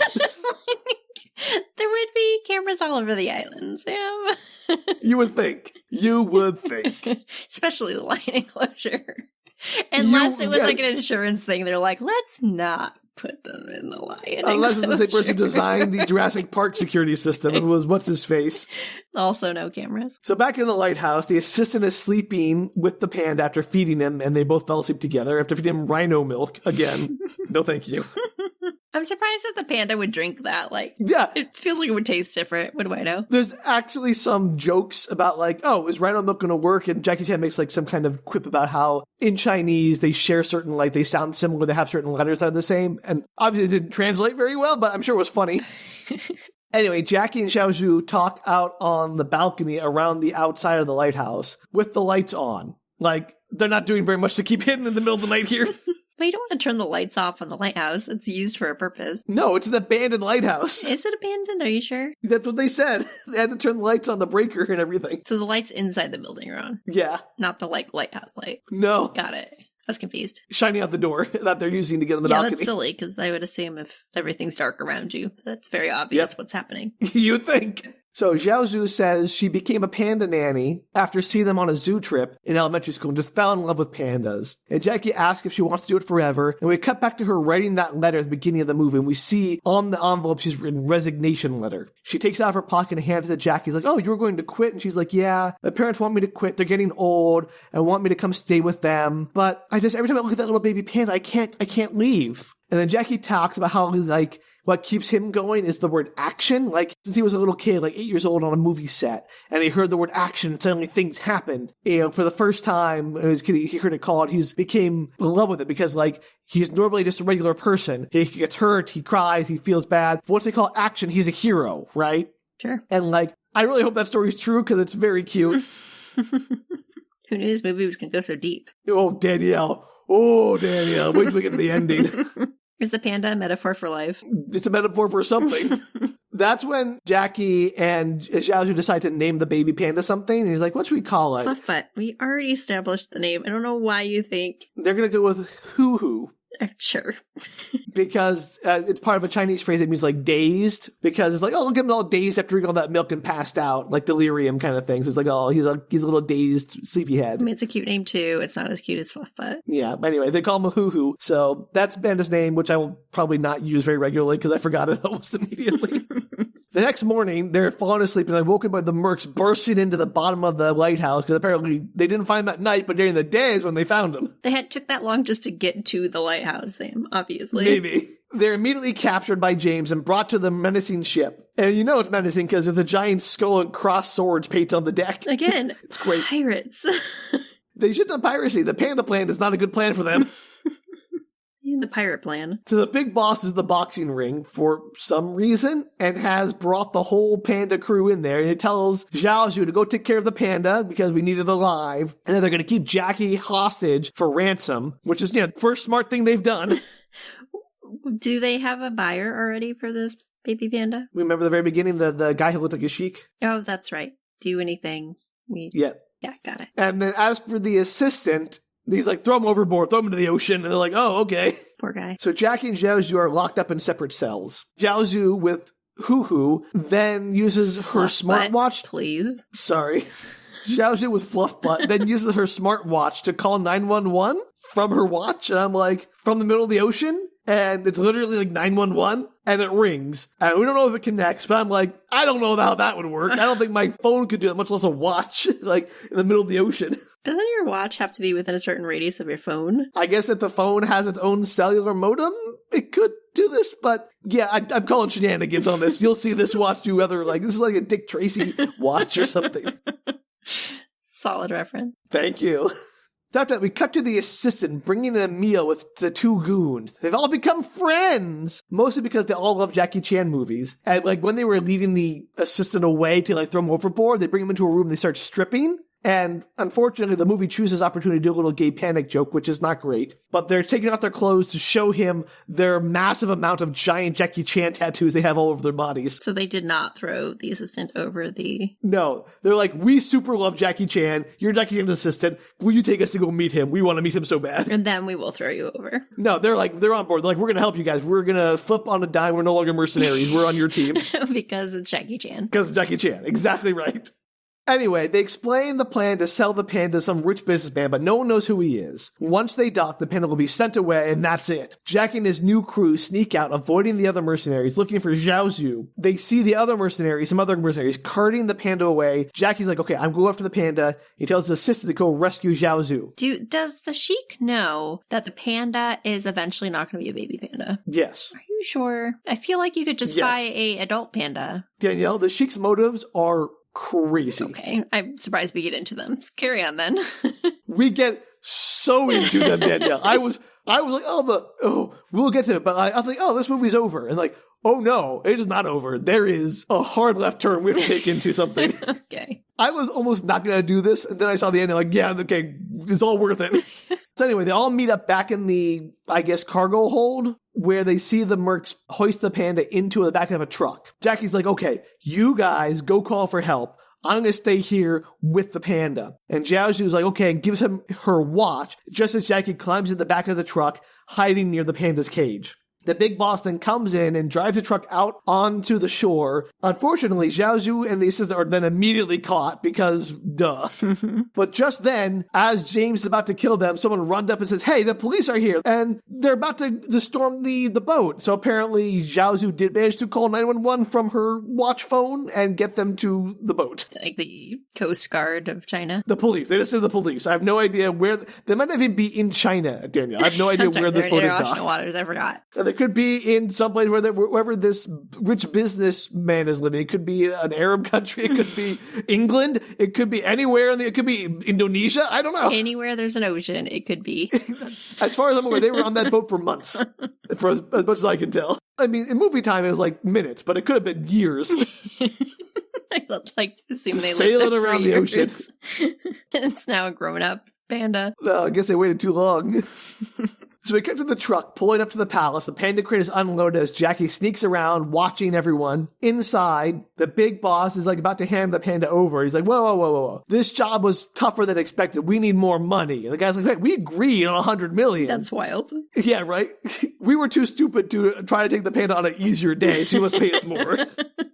It could have been so easy. It's like, zoos do not have that high of security. I have to imagine that these mercenaries couldn't like break in at some point and steal it. Like imagine you pay someone to build you a table. You're like, okay, we'll agree on a price for building you a table. And he decides, what I'm going to do, I'm going to go trekking through the Amazon to find a tree to chop down myself and drag it back by hand to make this table. Oh yeah, because I decided to do that, I want you to pay me a lot more for that table.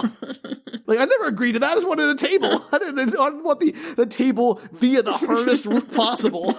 I just wanted a panda. I didn't want you to make the whole panda thing the most complicated panda plan ever.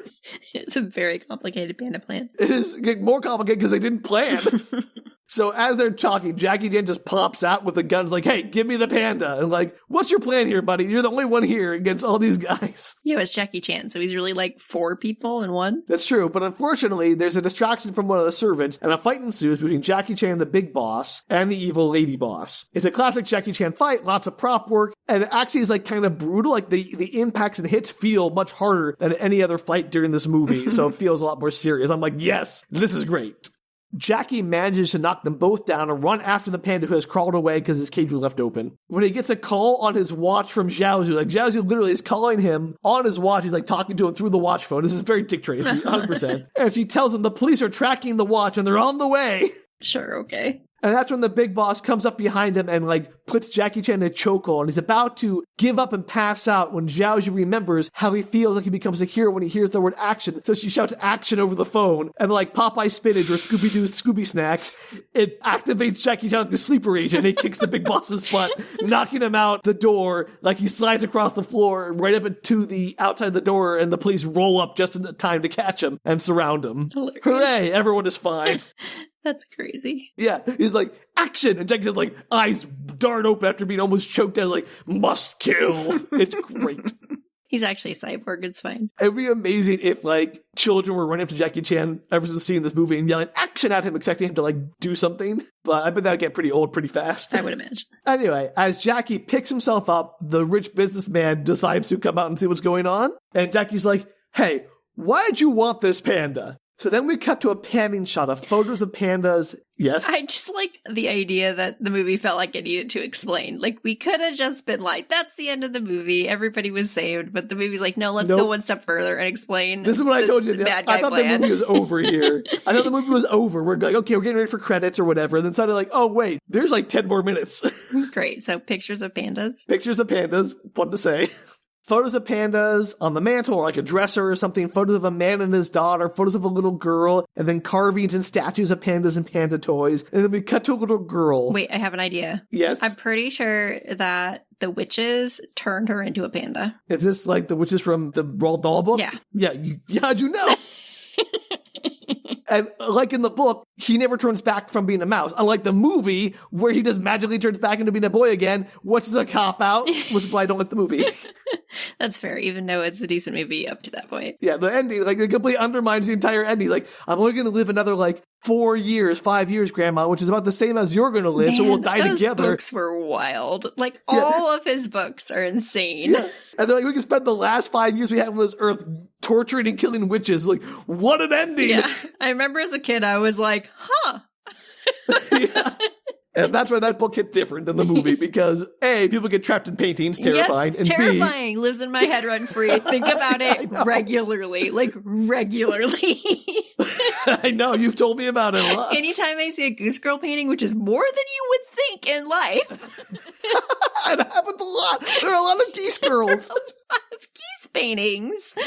Anyway, that's The Witches, everybody. Great book. Unfortunately, like a lot of the books, maybe a little racist, but, you know, still fun, I guess. We're waving that away for now. Yeah, again, anyway, I get into it. We're not sophisticated enough or competent enough to handle that nuance. But back to this very nuanced movie, Danielle. Yes. So we cut to the little girl. She's in a room in the mansion, but it's in a hospital bed. She clearly has cancer. Yes. I figured that as soon as you said hospital bed. Couldn't he have just, like, rented a panda? The businessman says 6 months ago, his daughter Pasha was diagnosed with leukemia. At the same moment, that same day, the baby panda was born. And she saw the panda on TV, fell in love with it, and they went every week to see it at the zoo. Every week. And she would stand there all day at the panda enclosure watching the panda all day. But she got worse and they couldn't go anymore. And so he wanted the panda to come and stay with her for a while. Maybe he could help give her the strength to fight for her life. Okay, I'm going to go out on a limb and say with the amount of money that this sheik guy apparently has, he could have rented the panda. Like, I feel like the zoo would have been willing to let her, like, hang out with the panda occasionally for a lot of money. Maybe. But his next plan was mercenaries kidnap the panda for us. I think you could have tried. Been like, hey, here's the situation. I'm willing to give you $100,000 for every visit you have. Maybe they already said no, because there's something about, I don't know the details, but like all pandas are still the property of the Chinese government. Like they lease them out, they don't give them out. I feel like there's ways around that, Sam. I mean, I would say you have to maybe bribe the Chinese government, but or I don't know. But they are like, they do not want to cross the Chinese government though. I feel like if you had people on the inside of the zoo, I feel like this wouldn't have been hard. Maybe, Danielle, but maybe he tried, and this was his best plan. This best panda plan was mercenaries. Let's pretend there's been multiple panda plans, and this is the last straw for him. This is plan B for panda. That's my best guess. And so... Or hear me out, not a Chinese panda zoo. Like, he could have done a But like, all the pandas, like even the ones in American zoos, belong to the Chinese government. They just lease them to us. Yes, but see, the ones in China probably care more that they're like related to the Chinese government. If you went to like, I think it would cause a bigger international incident if like if we were caught lending a panda out. It'd be way worse than if like it'd be like, we don't know what happened. It disappeared. It crawled out of its enclosure. Yeah, Danielle, come on, that's never going to work. Where's this guy live? We don't even know where this guy lives. Maybe it's like not. Maybe it's way closer to another zoo. Washington, where the panda zoo, where the pandas were, or something like that. Danielle, I don't know the answer, but apparently he settled on this as his best panda plan, so we just have to accept that. Okay. So he breaks down sobbing as Jackie sheds some tears and runs off. He's like, where's the panda? They're like, oh, they already took it back to the zoo. They're taking it back on the ship to get it back to the zoo. And he steals a car and zooms off. He's going to steal the panda. Cut to later.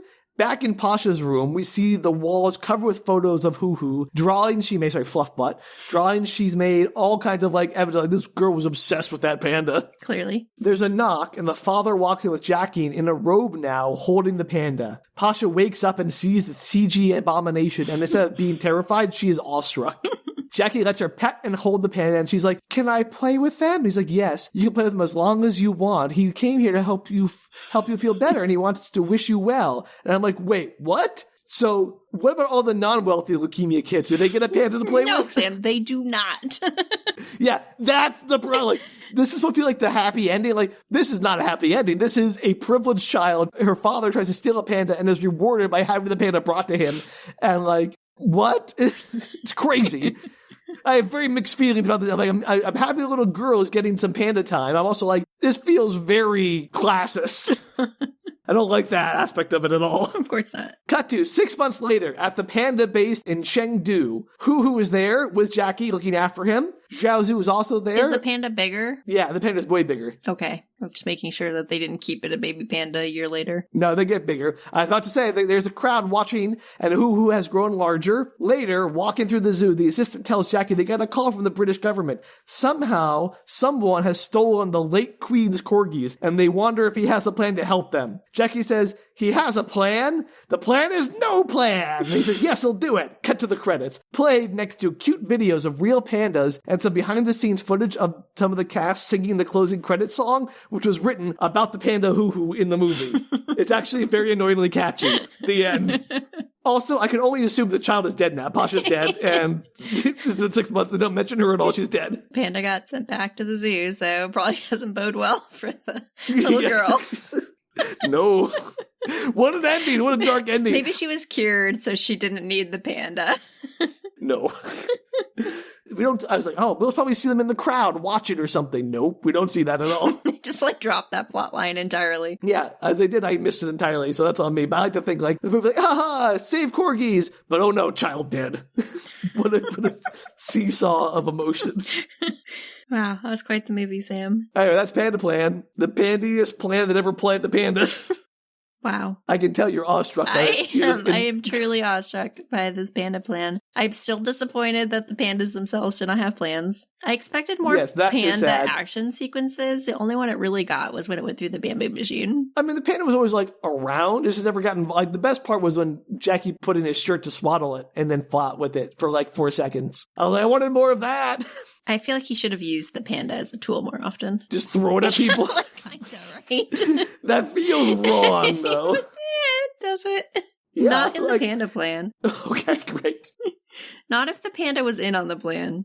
Oh, it was the panda that he's like, hey, Jackie, throw me. Well, that's the Panda Plan. A delightful movie that I was like, oh, Jackie made a new movie. Gotta see what that's about. Any further questions, Danielle? All your questions about the plans and the motivations answered? Oh, absolutely. No questions. I just can't believe they decided to go with dying child motivation for the kidnapping. I can't believe they told us. Like, why? Yeah, you're right. It was entirely necessary. Like, I was like, oh, the movie's over. They're going to arrest them. And that's like cut to, probably an epilogue where they're taking care of the panda or doing something, like maybe making a movie about the adventure of Jackie, like making a Jackie Chan movie about the panda experience. Oh, that would have been a normal ending. That's not normal. Should have done is introduced that plot line much earlier so that you were like rooting for the Sheik a little bit to get the panda. No, they're like, we will put no effort to foreshadow this, just slam you over the head in this fun child movie with child death at the end. Crazy absolutely plotting. Insane. Yeah. Everything was kind of like goofy fun for the whole part, and then it's like, oh, suddenly we're in very serious, sad trying to give my dying child one last dose of happiness. She was fine. Don't worry about it. Danielle, we have no evidence of that. Well, if you out there are a pandologist or rhinologist and want to answer our many questions about these creatures, please reach out to us at bookretorts.com. You can also please guys at Book Retorts. And if you want to fund our own Panda Naming Institute, we will name all the pandas you got. We're really good at names. I mean, they'll all be named Fluffbutt, so how good are we really? Fluffbutt 2, Fluffbutt 3. Fluffbutt Jr., the Revenge of Fluffbutt. Yeah, we are exceptionally good at names. The name will be very you can long. Tell. And stupid. But you can come up with a nickname for it. It's fine. Yeah. If you want to support that endeavor, we'll help us maybe make a overture to the Chinese government to help us name all their pandas. You can do so at patreon.com/bookretorts. Definitely be successful. Oh, they will love to hear from us, I'm sure. I see that being very successful for us. Oh, what could go wrong? Well, until next time, maybe come up with a better panda plan before you execute it. Or, hear me out. Ask the pandas if they have a plan. Great idea. Ask the pandas for their plans first. That would have solved a lot of problems, I'll be honest. All right, well, until then, bye. Take care, everyone.